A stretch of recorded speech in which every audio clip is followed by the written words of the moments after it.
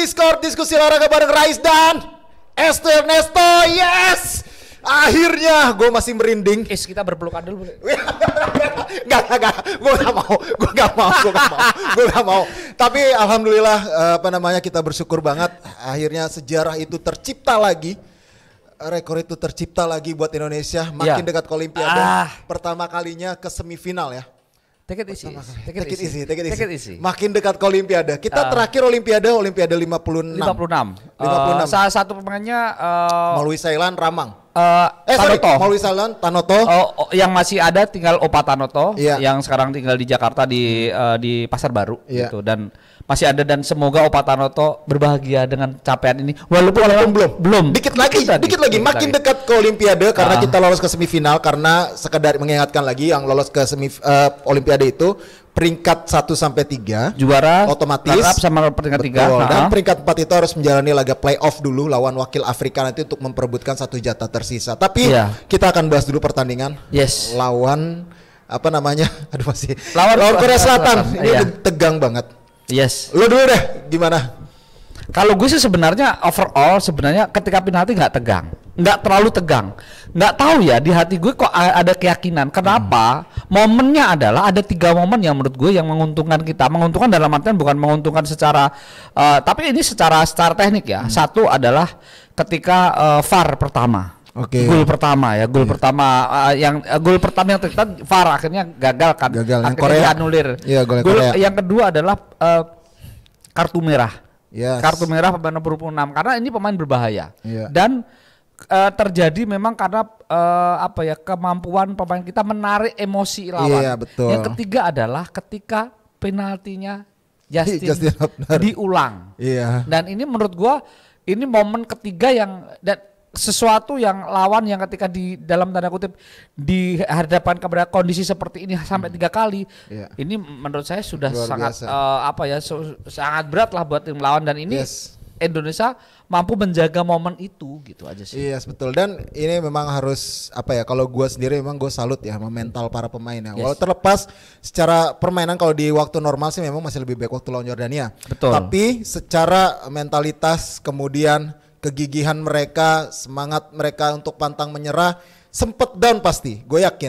Ketika terjadi gol yang pertama di open play, babak pertama itu kita kebobolan duluan, akhirnya VAR kita bangkit, mencetak gol lebih dulu, kita unggul jumlah pemain tapi tertekan, terus kita babak perpanjangan waktu ada beberapa momen juga. Ya sebenarnya periode kritis kita itu antara ketika gol penyama 2-2 sampai setelah pertandingan normal selesai. Yang extra time selesai ya. Itu periode krisis.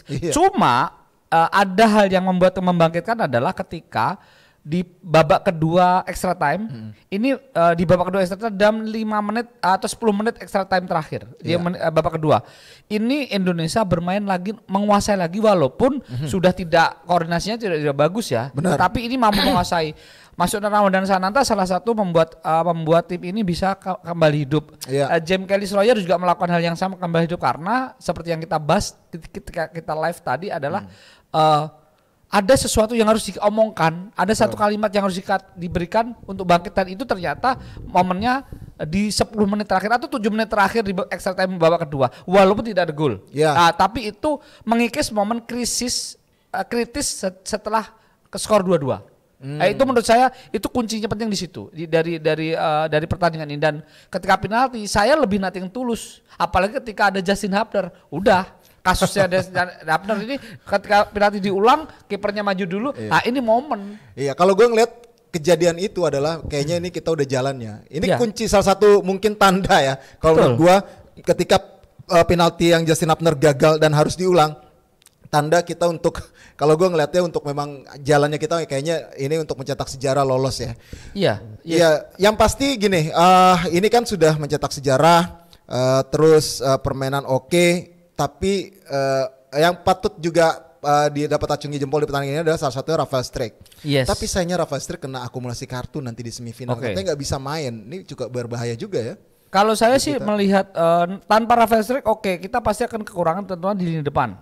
Tetapi balik lagi, dari mulai ketika kita menang lawan Jordan dengan skor yang cukup meyakinkan, lalu melawan Korea dengan perjuangan yang sangat luar biasa, sampai kita kehabisan kita bisa serak dah di leher kita. Nanti lebih nothing tulus lagi. Karena apa? Indonesia bermain ketika lawan Korea aja ini nothing tulus banget nih. Bermain ternyata mampu bermain lepas. Betul. Dan ketika kita kebobolan terlebih dahulu walaupun akhirnya dibatalkan oleh VAR, kita bermain normal dan mencetak gol. Ketika 1-1 di menit-menit akhir babak pertama kita mencetak gol. Dan itu menurut saya adalah momen-momen yang bisa dimanfaatkan. Satu hal yang menjadi catatan saya adalah secara mental Indonesia mulai terbentuk. Ini jauh lebih baik dibandingkan ketika Piala Asia 2023 yang di awal tahun senior. Di tempat yang sama, di tempat di Qatar juga. Nah, menurut saya secara mental jauh lebih terbentuk sekarang. Memang kalau ngomong kelompok usia lawan juga sama kan. Betul. Nah, tetapi secara mental ini lebih istimewa dibandingkan sebelumnya. Tidak menafikan sebelumnya atau tidak mengecilkan sebelumnya, perjuangan sebelumnya, tetapi secara mental jauh lebih kuat sekarang. Kalau kita lihat persiapan lebih panjang di Piala Asia Senior, tetapi kenapa ini jauh lebih baik? Karena sebenarnya momen kita ketika kita uji coba lawan Arab kita kalah, kita lawan Uni Emirat Arab kita menang. Itu sebenarnya titik balik sebenarnya. Jadi bahwa tim ini secara mental sudah bagus gitu loh. Itu menurut saya itu. Ya kalau gue sih ini karena sudah terbangun dari lama ya tim ini. Kenapa punya mental kayak gini? Karena sudah di develop sudah cukup lama dalam beberapa tahun terakhir. Karena kan kita tahu bahwa 9 atau 13 pemain itu kan sebenarnya skuad Piala Asia 2023 kemarin. Jadi secara mental memang kalau untuk di level senior yang sudah lebih up dibandingkan para pemain yang sekarang ada ataupun ikut turnamen di U23 memang berbeda jauh. Jadi memang kalau secara mental memang sudah terbentuk. Tapi yang pasti ini adalah sejarah kita selain juga menorehkan sejarah sendiri juga mematahkan rekor Korea Selatan ya. 8 tahun beruntun mereka lolos ke Olimpiade sejak 92 sampai 2020 kemarin akhirnya patah sama kali ini mereka gagal oleh Indonesia dan digagalkan oleh pelatih asal Korea Selatan. Tapi gini, ada hal yang menurut saya agak direview sedikit ketika kita mungkin 10 tahun kita tarik ke 10 tahun belakangan. Kita ketika di Asia Tenggara contohnya, kita kalau ketemu Thailand sama ketemu Vietnam selalu kalah dulu sebelum bertanding. Tapi itu sudah kita lewati. Nah, sama ketika mungkin 15 tahun terakhir ketika kita ketemu dengan Korea, hal yang sama terjadi. Tapi hari ini membuktikan itu enggak.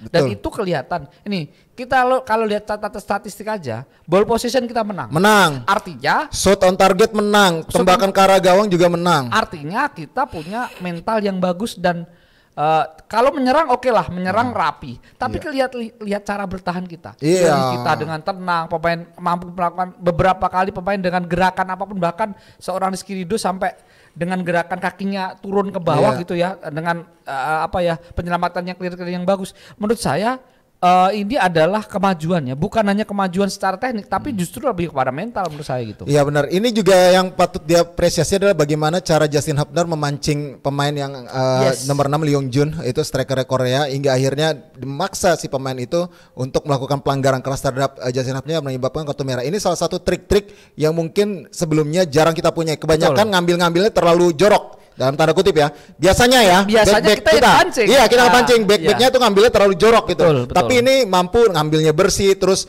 memprovokasi dengan teriakan-teriakan. Tapi provokasinya bukan provokasi yang ini ya, yang jahil, yang kasar gitu. Tapi memang biasalah di dalam sepak bola permainan. Saya pernah ingat banget beberapa puluh tahun yang lalu ketika Attila Lombardo mengajari Kurniawan untuk bermain. Kamu harus bermain licik bukan dalam arti negatif ya, tapi ketika sebuah permainan, dan ini terjadi ketika seperti itu, walaupun memang kayak tadi Ilham Rio Fahmi ataupun Muhammad Ferrari beberapa kali agak jorok dikit tapi menurut saya ke depan dengan progres seperti ini akan terbawa pasti akan terbawa gitu. Nah, lawan berikutnya adalah yang perlu kita bahas, bakal ketemu antara Uzbek atau Arab Saudi. Ini dua tim yang memang sangat kuat sekarang di sepak bola Asia. Uzbekistan lagi kuat-kuatnya juga karena mereka juara U20 kemarin. Kalau gue nggak salah juara U20 apa enggak ya? Pokoknya lolos ke Piala Dunia U20. Kemudian Arab Saudi adalah juara bertahan. Betul. Ini memang dua kekuatan sepak bola Asia yang sekarang lagi luar biasa dari usia muda sampai senior. Kita harus ngelihat lawan ini memang hati tulus ya. Betul. Tapi kita masih bisa buat kejutan. Apalagi kalau ketemunya Arab Saudi lagi, pasti kita kan udah tahu banget kayak gimana nih, Sintayong udah tahu banget. Walaupun Arab Saudi lebih diunggulkan. kalau sampai syuting ini dilakukan memang pertandingan itu belum terjadi ya. Tapi kalau disuruh milih lawan, saya justru memilih Arab Saudi. Oke. Karena satu sudah pernah bertemu. Dan secara psikologis pemain akan lebih siap menghadapi itu. Satu lagi, pasti Arab Saudi akan lebih memandang kita di bawah. Itu penting banget. Tapi kalaupun kita ketemu Uzbek, kita sudah punya pengalaman, kita walaupun kita bermain di level tim yang lebih rendah dibandingkan misalnya kita ketemu Tajikistan segala macam, dan beberapa pemain ini sudah melawan itu. Paling tidak udah ada gambaran. Tapi paling tidak kita tidak perlu memikirkan lawan secara serius, karena kita harus memikirkan tim kita sendiri. Karena lawan Korea kita juga tidak memikirkan Korea terlalu serius. Nah itu ternyata jadi senjata, karena buat apa mikirin lawan kalau tim kita tidak solid, dan menurut saya siapapun lawannya, bermain nanting tulus, kalah atau menang, kita masih ada chance. Menang kita langsung ke Paris, kalah kita masih punya chance untuk 3 besar. Iya betul. Jadi menurut saya bermain aja lepas. Benar, tinggal bermain lepas saja udah sampai semifinal ini udah luar biasa banget menurut gua. Tapi yang pasti kita kayaknya udah pernah waktu ini timnya kayaknya nggak jauh beda sama yang waktu Piala Asia U20 waktu itu kita imbang sama Uzbekistan. Betul. Di Piala Asia U20 waktu itu mainnya di Uzbekistan, tuan rumahnya Uzbekistan, dan mudah-mudahan ya berarti secara garis besar emang gaya bermainnya Uzbekistan tuh udah tahu juga Sintayong. Kalau gua mendingan ketemu Uzbekistan. Kalau Arab Saudi, kalau gue mendingan ketemu Uzbekistan karena dari hitung-hitungannya, kalau gue secara gambaran kualitas pemain, gue masih ngelihat kita ada peluang ataupun kans untuk bisa mengganggu Uzbekistan. Tapi siapapun lawannya, terabas terus. Terabas terus itu yang penting. Yang pasti gini, yang tadi sih seperti yang mengatakan Rais, kita mematahkan rekor Korea Selatan itu sebuah catatan yang sangat menarik. Karena apapun Asia selalu di dunia selalu memandang adalah Jepang, Korea, Arab. Iran. Banyak itu. Tapi saat sama ini, Australia satu lagi sekarang. Saat ini kita udah nyingkirkan Australia, kita nyingkirkan Korea. Dan bener. Korea belum pernah kalah di penyisihan. Belum pernah kebobolan juga loh. Kita yang bobolin 2 gol. Kita bobol 2 gol, kita mengalahkan mereka. Artinya bahwa ya kita on progress. Benar. Oke deh, itu tadi pembahasan kita soal timnas U23 yang berhasil mencetak sejarah. Sampaikan komentar kalian yang sangat luar biasa, karena ini jujur kita habis live reaction langsung syuting ini, dan memang ini benar-benar luar biasa banget. Gue sekali lagi salut buat perjuangan teman-teman ataupun adik-adik di timnas U23. Mudah-mudahan ini bisa berlanjut terus dan kita benar-benar lolos ke Olimpiade, karena doa masyarakat Indonesia ada untuk kalian saat ini. Ya, yang pasti jangan lupa juga kita ada di Noise, sosial media kita ada di X, ada di Instagram, TikTok, Facebook, dan juga kita akan ada live reaction lagi, insya Allah di semifinal itu hari Senin tanggal 29. Tanggal 29 April hari Senin malam. Jadi akan ada live reaction lagi. Ikutin terus karena ada giveaway yang menarik juga nanti dari para sponsor kita ya. Oke deh teman-teman Scorer, itu dia Discord edisi kali ini. Terima kasih buat perhatian kalian. Gua Rasatnan, Esta Resto. Sampai jumpa lagi.